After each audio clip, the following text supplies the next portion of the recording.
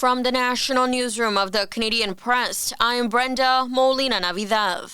India's High Commissioner to Canada has denied any involvement in the murder of a Sikh leader who was killed in BC last year, even though the RCMP has named him as a person of interest in the assassination. Today, the High Commissioner called the allegations politically motivated. He was expelled last week along with 5 other Indian diplomats. There's still no clear winner in the BC election, as neither John Rustad's Conservatives nor the incumbent NDP of Premier David Eby reached the 47 seats needed to form a majority government.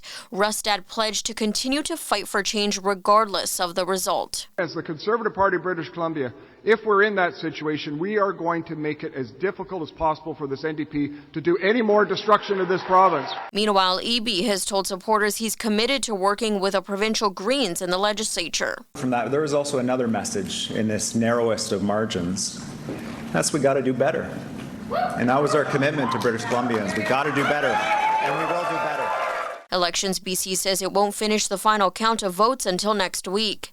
New Brunswick voters will cast their ballots for their next government tomorrow. Also tomorrow, Ontario's legislature resumes sitting. The Bank of Canada is set to release its latest interest rate decision and updated economic forecasts this week. Forecasters expect Wednesday's decision to speed up the pace of interest rate cuts and lower its policy rate by 0.5 percentage point this week.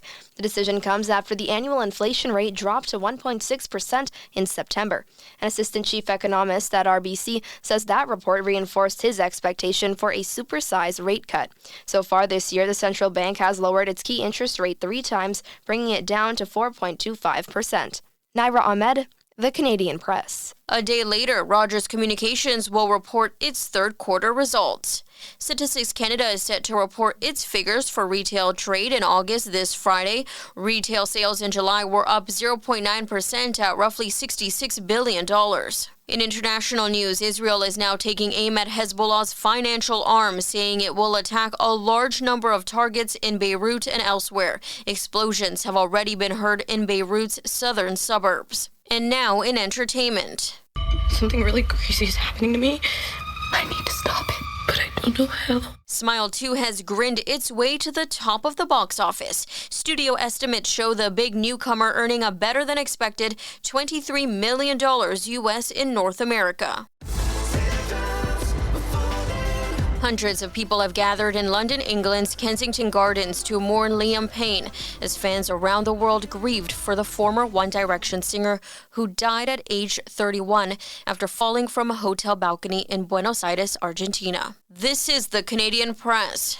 In sports, the New York Mets face the Los Angeles Dodgers in Game 6 of the National League Championship Series tonight. The winner of this series will face the New York Yankees in the World Series. The Yankees back to the World Series for the first time since 2009. The Yankees advanced by beating the Cleveland Guardians in Game 5 of the American League Championship Series. Natasha Wodak and Justin Kent cruised to their first Canadian marathon titles today in Toronto. Canadian press reporter Naira Ahmed has more. The 42-year-old Canadian women's record holder strode to victory in the TCS Toronto Waterfront Marathon in a time of 2 hours, 27 minutes, and 54 seconds. Kent crossed the finish line in a personal best time of 2 hours, 12 minutes, and 17 seconds. The WNBA championship between New York Liberty and the Minnesota Lynx comes down to a winner-take-all game for the first time in 5 years. From the Canadian Press, I'm Brenda Molina-Navidad. Thanks for listening. Don't forget to follow and subscribe. For more of today's top stories, visit thecanadianpressnews.ca.